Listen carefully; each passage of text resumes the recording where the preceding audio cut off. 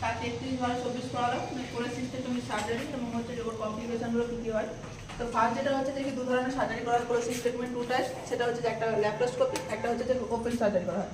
তো ওপেন সার্জারির ক্ষেত্রে ইনসেশন থাকে, বাট হচ্ছে ল্যাপ্রোস্কোপির ক্ষেত্রে ইনসেশন থাকে না। তো রুটিন হচ্ছে গলব্লাডার সার্জারির ক্ষেত্রে কী করা হয়, এই ইনসেশন একটা হচ্ছে ইনসেশন পারফর্ম করা হয়, সেটা হচ্ছে অ্যাবডোমিনাল ক্যাভিটিতে, সেটার নাম হচ্ছে যে কোচার ইনসেশন।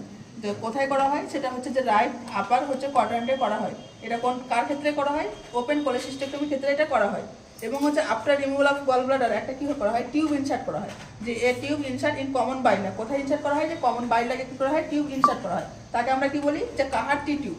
তো কাহার টি টিউবটা কী করে, ইউজ ফর কী করা হয়, ড্রেনেজের ক্ষেত্রে, সিক্রেশনের ক্ষেত্রে ইউজ করা হয়। আর এটা আফটার সার্জারি হচ্ছে আপ টু 2 উইকস পর্যন্ত এটা ইউজ করা হয়। পার ডে সিক্রেশন যদি 500 to 1000 ml পার ডে থাকে তাহলে হচ্ছে এটা নর্মাল, বাট এর থেকে বেশি যদি থাকে তাহলে হচ্ছে কি ইনফর্ম করতে হবে ডক্টরকে। তারপর গ্রিনিশ সিক্রেশন যদি না থাকে তাহলে সেটা নর্মাল ব্যাপার। যেহেতু আমরা কমন বাইলটাকে ইনসার্ট করছি, তাহলে কমন বাইলের যে কালারটা থাকে সেটা হচ্ছে সিক্রেশন হচ্ছে। প্রোলং যদি রেড সিক্রেশন হয় সেটা হচ্ছে যে কি ইন্টারনাল হেমারেজের সম্ভাবনা থাকে, সেজন্য আমরা সেই সময় কী করবো, ডক্টরকে ইনফর্ম করবো।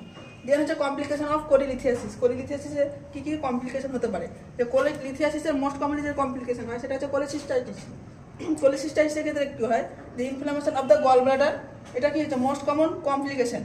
তো কার কমপ্লিকেশন, এটা কোলেলিথিয়াসিসের কমপ্লিকেশন। আর যেটা দেখা যায় সেটা হচ্ছে প্যানক্রিয়াটাইটিস। প্যানক্রিয়াটাইটিসটা কী হয়, যে ইনফ্লামেশন অফ দ্য প্যানক্রিয়াস। আর একটা সিনড্রোম দেখা যায় যে মিডাজিস সিনড্রোম। মিডাজিস সিনড্রোমটা কী হয়, যে ডিউ টু গল ব্লাডার হচ্ছে স্টোন কী হয়, কমন বাইল ডাক্ট অবস্ট্রাকশন।